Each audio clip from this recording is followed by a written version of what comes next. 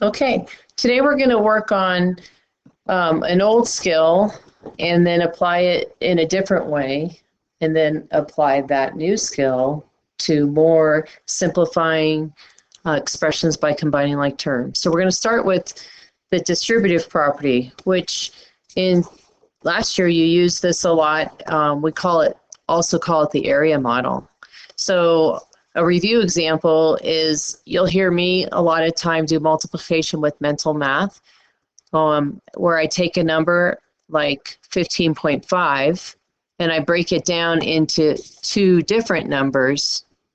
So I know 15.5 is just 15 plus 0.5, and sometimes by breaking it down, it's easier for me to do mental math multiplying. But this is also a form of something called the distributive property, because we could take 2 and multiply it just by the 15 and get 30, and then take 2 and multiply it by the 0.5, which is just half of 2, and get 1, and then add these values together, and we get the value of 31. So the way this looks in algebra is you would see 2, and then in the parentheses, you would see two things added together. You don't usually see it with numbers like this, but that's basically what we just did. We did 2 times 15 plus 0.5, and in doing that, we first did the 2 times the 15, and that's where we got the 30, and then we added it to the 2 times the 0.5, and that's where we got the 1. So this is 30 plus 1, or 31, and so we just used the distributive property.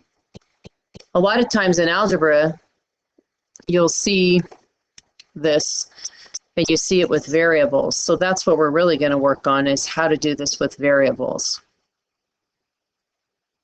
So anytime you see parentheses, like we do here with a sum inside and then a number outside, that means you're taking this number and you're multiplying it by the sum.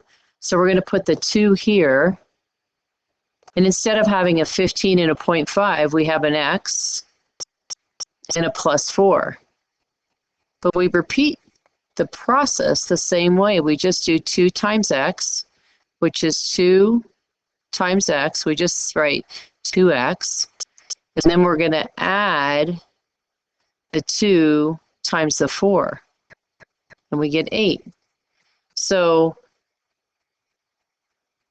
then we simplify that, and we just get 2x plus 8. So basically, when you have a number in front of a set of parentheses, you take that number and you multiply it by each part in the parentheses.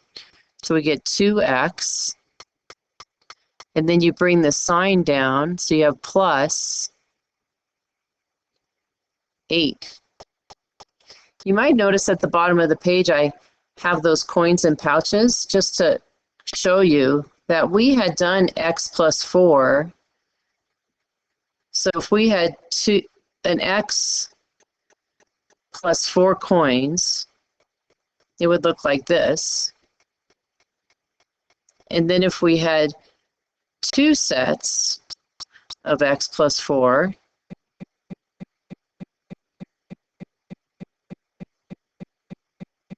we basically have this set of x plus 4 and that set of x plus 4. But when we combine the like terms, we have 2 x's and 8 coins. And so that's kind of the picture model to go with the algebra. So how are we going to use this in the algebra that we've been working on? Well, you're going to start to see expressions like this one here, where again, there's no equal sign. Remember, there's no equal sign, so there's no solving. We're not finding a number answer. We're just combining the like terms. And combining the like terms means we're just going to get everything, all the x's together and all the numbers together in the most compact way that we can. So when you see that 3 with the 2x plus 1, you think distributive property here. So 3 times 2x is 6x, and then 3 times 1 is 3. So over here, we get 6x, and then plus 3. The reason I like the model is a lot of times if you don't draw the model, people tend to forget the second number. And it's really important that you get the second number. And then you just continue the problem. You bring the minus 4 down and the plus 3x. And then I would go back to like maybe circling all the x terms with the operation in front of it. And those two make a 9x. And then this is a -1.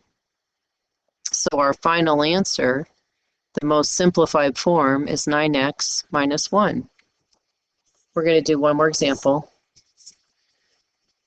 The thing that's unique about this example is it doesn't really look like distributive property, but it is, because that negative means, that subtract means there's like a -1 in front of the parentheses. So we have a -1 here, and then a 2x and a 1. So -1 times 2x is -2x. And then -1 times +1 is -1. So when we rewrite this, we're going to say 2 minus 2x, because -1 times 2x is -2x. And then -1 times +1 is -1. And then we bring down the 5x and the -8. And then let's combine like terms by identifying all the like terms. So those are the constant terms. 2 take away 1 is 1. -8 is -7.